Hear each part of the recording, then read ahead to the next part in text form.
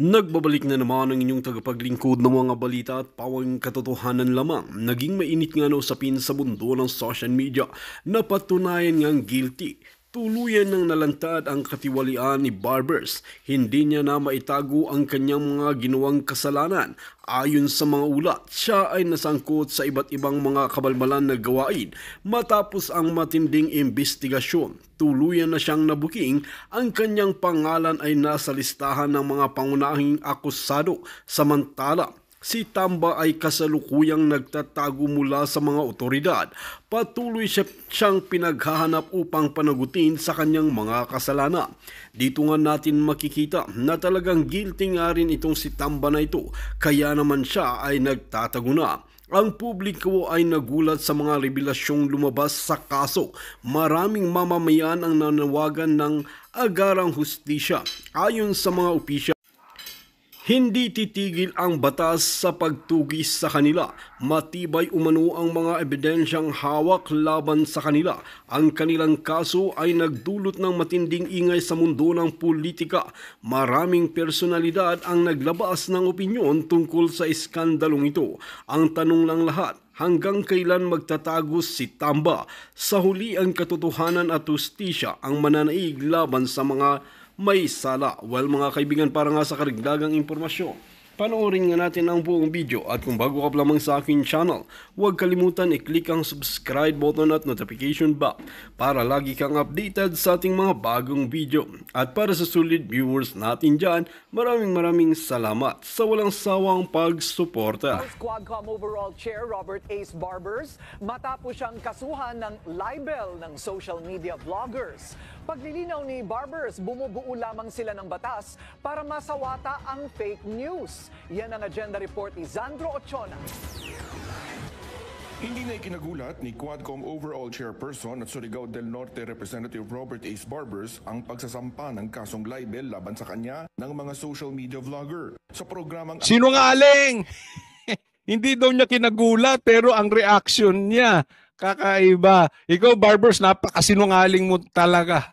At the forefront ng Bilyonaryo News Channel, sinabi ni Barbers na kahapon lang yan nalaman ang naturang kaso. Ay, kahapon nalaman. Pero merong balita kumakalat sa Facebook, hindi ko nasasabihin, pero kung sino nagsabi nito, pinaimbestigahan mo pa raw kung totoo ba yung bali-balita na ikaw nga ay dinimanda ng libel.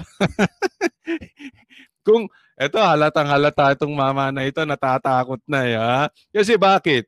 Kumbaga sa isang isda, matapang sila kasi nasa dagat. Di ba? Nakita na kayo ng isda, ng pating, matapang sa dagat. Teritoryo nila yun eh. Ang lakas nila patawag yung mga leon. Oy, kayo mga leon, dito kayo sa dagat. Dito tayo. Patunayan ninyo, tapang ninyo, may pagganong-ganong pa itong mga congressman. Ngayon, idinimanda. Idinimanda ng leon. Sabi niya, hindi. Dito tayo mag-usap. Sa ibang lugar, hindi sa dagat, hindi sa lupa. Saan? Dito tayo sa bundok. Naku, patay sila lalo. Kasi bakit? Hindi nila teritoryo yung bundok. Hindi nila kayang lagyan yung korte. Hindi nila kayang takutin yung korte. Hindi sa ilalim nila ang korte. Ito mahirap dito. Patawag kayo ng patawag kasi in aid of legislation nang bibintang ka agad. Ngayon, panik-panik ka. Siyempre, hindi mo aaminin. Pero tingnan nyo sagutan nito. Halatang natakot. Ang mundo nga naman umiikot. Kasama naman yan Siyempre, takot yan mga yan humarap sa TRICOM. Takot yan mga yan na... in fact, ang kanilang basis for filing a libel case against me is a pure harassment. Nako, siya pa raw ang may pure harassment. Kakaiba talaga to si Barbers. Di ba? Siyempre takot. Alam mo kung ako, kunwari ako si Barbers, kung ako talaga hindi takot at ako congressman, tapos ganon, hindi na ako magre-react ng ganon. Sasabihin ko lang, sige, see you in court. Bakit? Alam mo marami kang ebidensya. Alam mong dapat mo lang talagang ipatawag itong mga vloggers na ito. Pero the fact na, alam mo, ito ay pure harassment sa vloggers. Pagdating sa korte, paano mo ipapaliwanag? Sa korte, hindi pwedeng pasigaw-sigaw. Sa korte, wala kayong immunity. Nagkamali ito. Sinabi niya sa media, hindi doon sa kung saan meron silang immunity. Meron kasing lugar na pwede silang magsalita na hindi sila pwede idemanda. Nagsalita sa press con, sa media, na pinagbintangan yung mga vloggers ng pogo vloggers saka mga narco vloggers. Dinalibel siya ngayon. Doon ka magpaliwanag sa korte. Sa barangay ka, chief. Oh, di ba yan ang sinasabi ko? As early as now,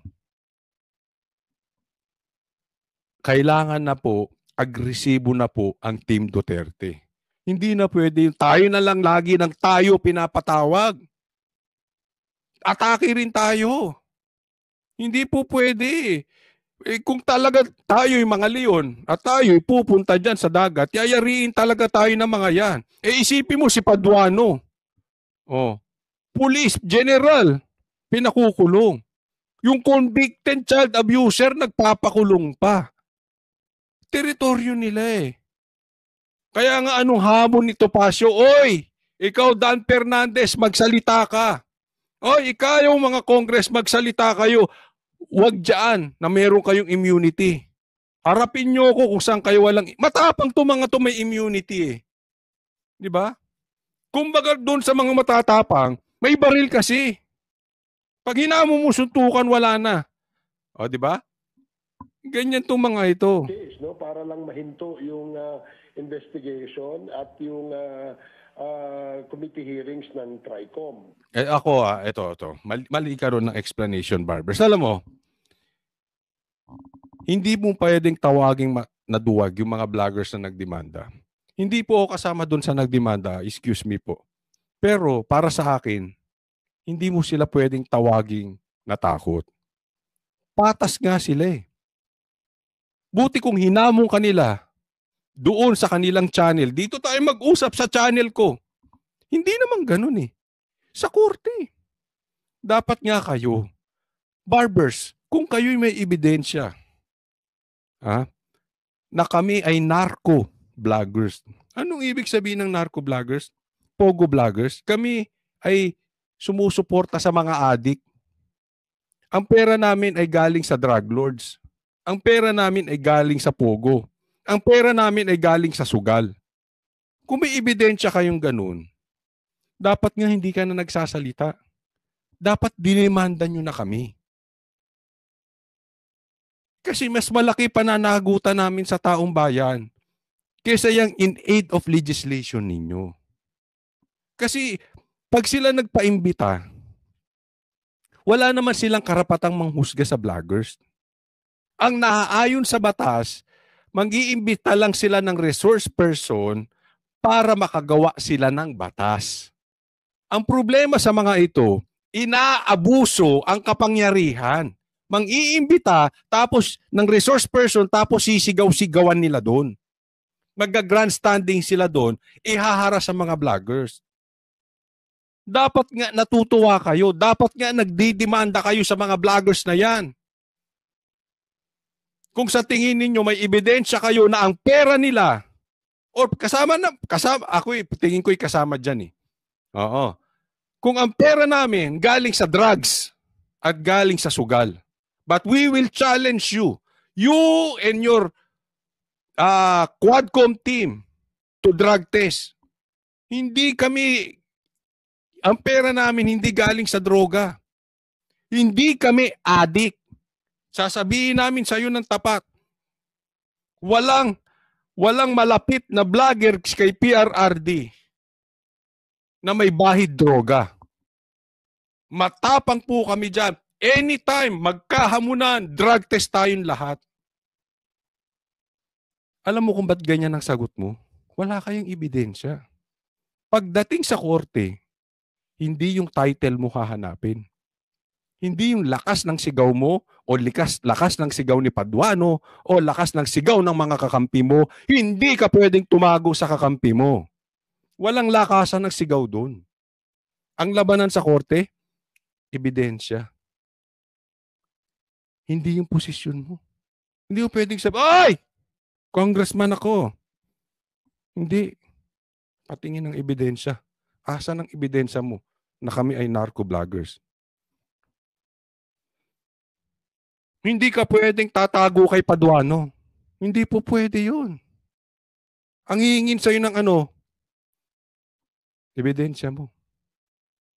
Hindi po pwedeng magsasalita para sa'yo si Paduano. Hindi pwedeng magsasalita para sa'yo si Ortega. Ebidensya. Kaya po takot itong mga ito sa korte. Iba na labanan dun. Hindi sila congressman dun.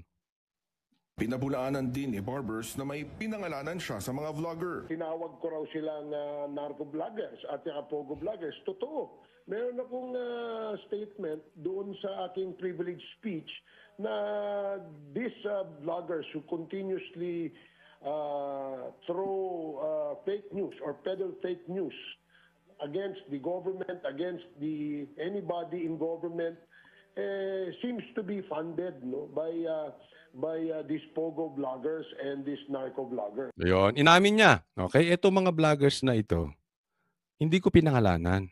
Oo, tinawag ko silang narco vloggers at ito mga nagfi-fake news na ito, tinawag ko silang pogo vloggers. Hindi mo pinangalanan. Pero inimbita mo. May pangalan po yung imbitasyon.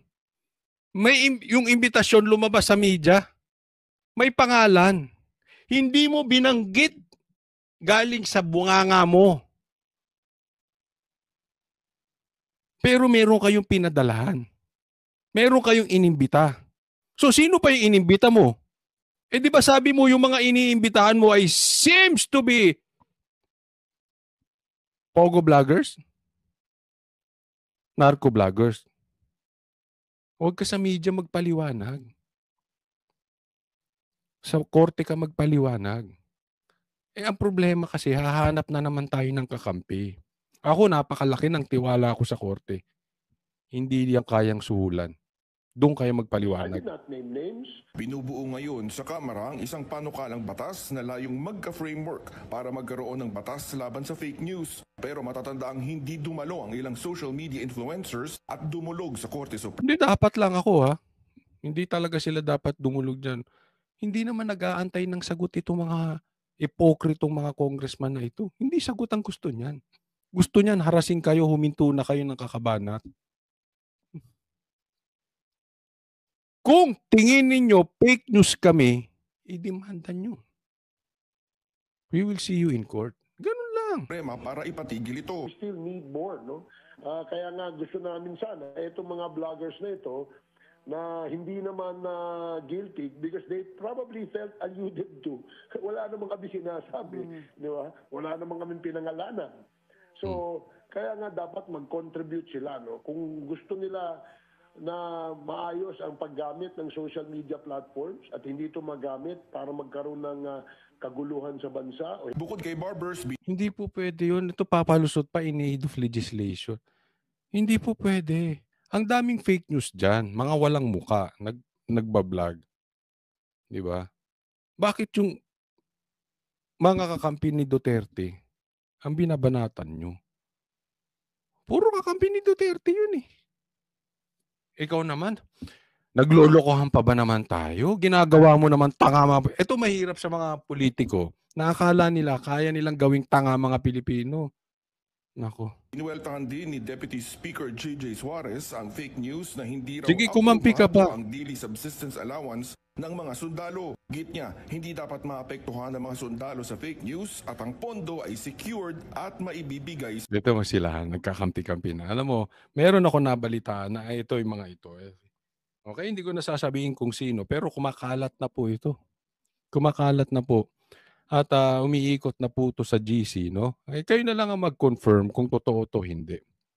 Eh, sila ay nagpapanik na.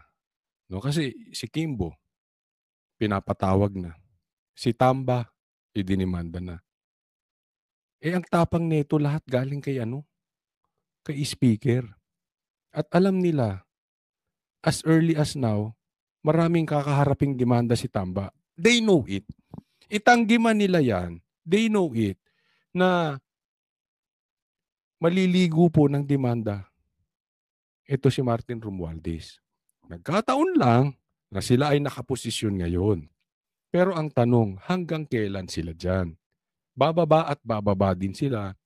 Whether you like it or not, whether they like it or not, uupo at uupong Vice President si BP Sara. Kaya nga pinipigilan si BP Sara hanggang ngayon pinai-impeach eh. Pero mukhang malabo na. At ang taong bayan talagang gustong straight PDP. Malilintikan po sila dyan. No? Kung ngayon nakaupo sila, naliligo na sila ng demanda, sunod-sunod na. May kaso pa nga bulin dito kay Tamba.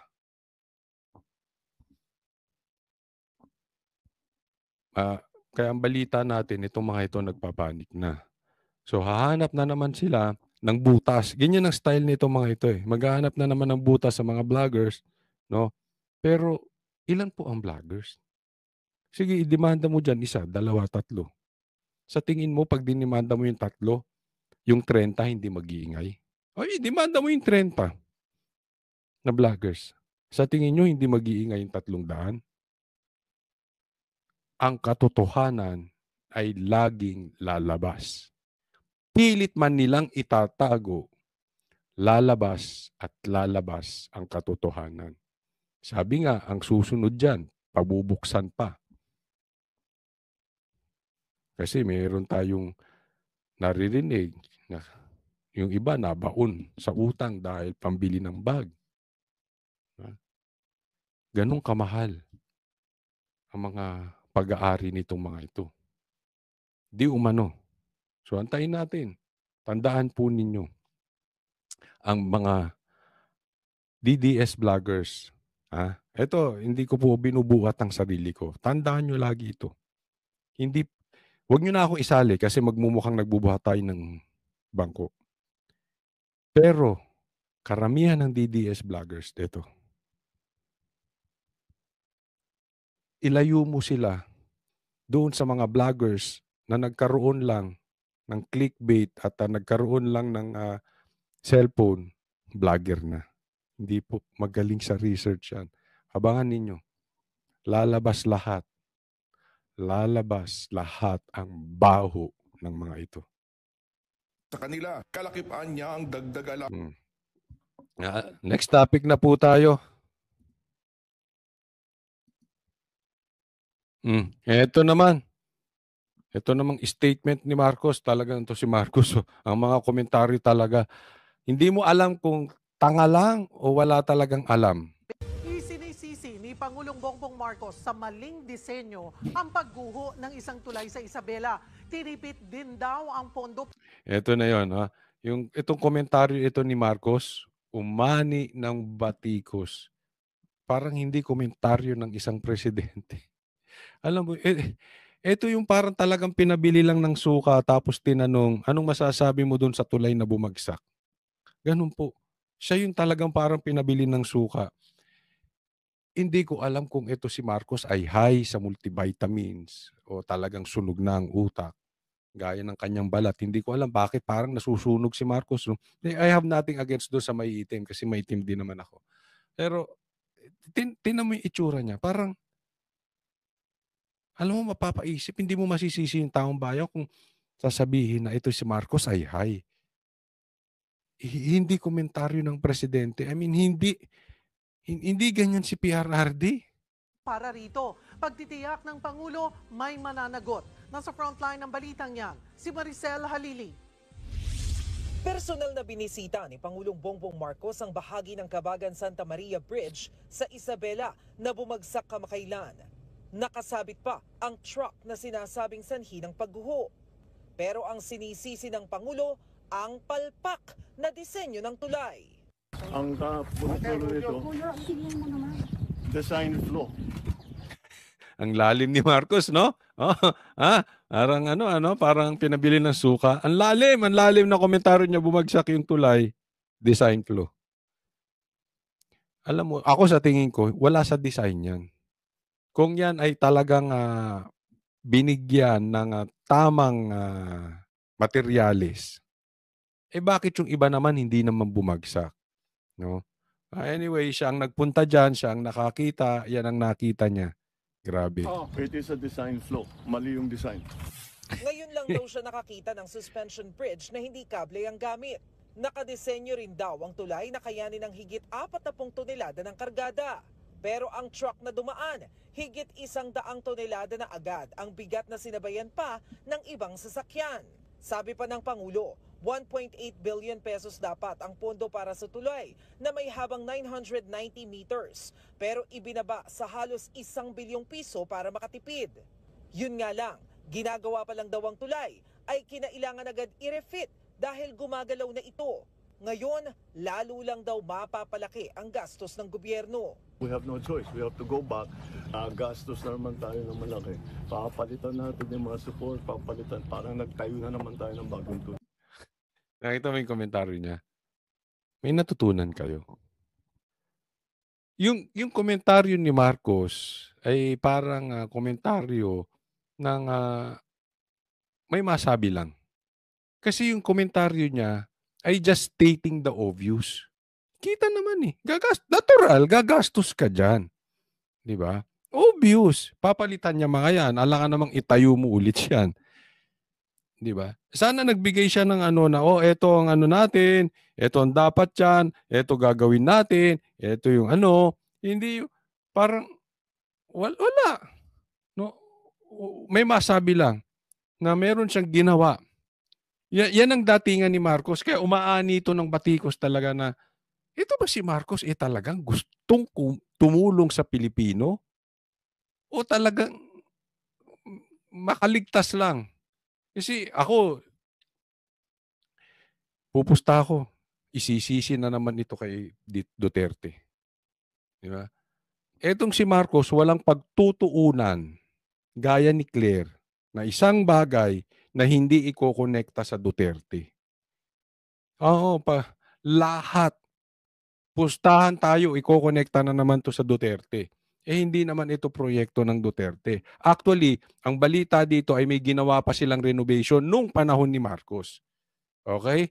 Di umano yan ang at nagkaroon ng problema. So, dapat naman talaga imbestigahan para sa akin at dapat naman talaga ito ay sagutin ng mga kontraktor. Ang problema talaga dito sa Pilipinas, yung kontraktor. Minsan kasi yung kontraktor titipirin talaga. Bakit? Kasi ang politiko gustong kumita. Ang dapat hanapin ni Marcos dyan, sino ang politikong kumita?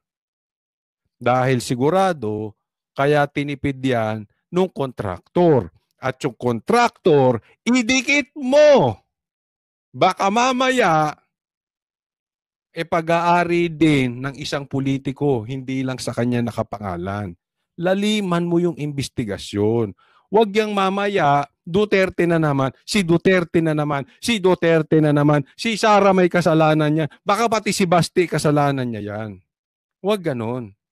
Bigyan mo naman kami ng intelligence, intel report, Marcos. Kaya ang tanong, sino nga bang dapat managot sa pagguho ng tulay? Believe me, we will find out who is responsible. So dapat kang paniwalaan. May ganun pa. Believe me, we will find out. Yung sinabi mo ng 20 pesos, hindi nangyari. Responsible is basically who made the design. Because their design is poor. Look what happened. Higit Yung may kasalanan yung gumawa ng design. Hanapin mo yung politiko. 10 taon ginawa ang tulay na ito na sinimula noong 2014 at natapos nito lamang Pebrero. Kabubukas pa lang ng tulay, pero ito na agad ang nangyari. Bakit tinapos pa ito sa panahon ni dating Pangulong Duterte at sinasabi pa nilang Duterte legacy ito? Patuloy na iniimbestigahan ang insidente. Pagtitiyak ng palasyo kung meron mang responsable. Ito si Claire, wala na talagang sinabing mabuti. Ikaw, Claire, hindi ka ba nahihiya sa mga pinaggagawa mo? Parang nilagay ka dyan sa posisyon para gawing attack dog ng mga Duterte. Tapos itatanggi mo. Araw-araw, i-try mo. Kahit isa, dalawa, tatlong araw lang nang hindi mo binabanggit ang Duterte. Sige, I challenge you. Wala ka nang ginawa araw-araw kung hindi Duterte, Duterte, Duterte. Kasi ito si Claire Vlogger. Nauunawaan ko kung babanatan niya dun sa vlog niya. Pero andyan ka sa posisyon as Yusek, wag mong kalad ka rin yung channel mo diyan sa pagiging Yusek. Marunong kang bumagay. Napaka-unprofessional nitong si Claire talaga. Kahit sa kasalukuyang administrasyon ay mananagot din ito. Nagbabalita mula sa frontline, Maricel. Lahat na lang ididikit sa Duterte. Ito pa, pakinggan natin ito. Pakinggan nyo dito si Claire, ha? Parang ang kanyang sagot, hindi ko alam kung talagang meron siyang tinatagong pagtingin dito kay Mayor Basti. Ang tanong natin, saan niya ba nakuha ang mga data, yung mga facts na binabanggit niya, na lenient ang bagong pamahalaan? Ito sinasabi niya dito, yung sinabi ni Mayor Basti na lenient ng pamahalaan dito sa mga krimen. Kaya namamayagpag ang kaguluhan dito sa bansa natin. O ang kasalukuyang administrasyon patungkol sa paggawa ng krimen. Sinabi na po natin ito. Panahon po ni dating Pangulong Duterte, mas mataas po ang crime rate. Tingnan mo. Balik na naman siya sa Duterte. Ako talagang napapaisip na ako. Palagay ko, type na ito si PRRD. Hindi ko alam kung si PRRD o si Basti ang type nito. No? Ako, opinion ko lang naman. Kasi di ba ganyan ng mga babae? Yung, kunwari galit-galit sa lalaki, aminin nyo, ganyan yung mga babae. Hindi po ako sexy sa, pero ganyan, di ba? Kunwari galit-galit, yung pala crush nila yung lalaki. Di ba? Ang tanda-tanda mo na Tigil-tigil. Wala na siyang ibang binanggit kung hindi Duterte. Ako sigurado ko hindi papatulan ito ni Duterte, ni PRRD. Pero wala na ba itong kayang sabihin kung hindi Duterte? I mean, nakailan na pong, pati yung sinabi ni Roque patungkol dito sa kanyang pagiging salesman, ang sagot na naman niya Duterte. Etong komentaryo ni Baste, ang sagot na naman niya yung tatay na si PRRD. No, parang may crush sa isang tao na hindi na mabuo ang iyong araw nang hindi binabanggit si Tatay Digong. Kung ikukumpara po sa panahon ng kasalukuyang administrasyon, yan po ay base sa statistics. Siguro po bago po magbintang at magparatang, Tignan mo ha, ang sinasabi nito, mas madugo, mas mataas ang krimen nung panahon ni PRRD. Sinong naniniwala dito? Ikaw ang fake news. Ngayon na lang kalat-kalat ang adik compared before. Sige nga, kayo sa mga manunood nito, sagutin nyo nga ako. Sige, sagutin ninyo. Saan mas mataas ang krimen ngayong panahon ni Marcos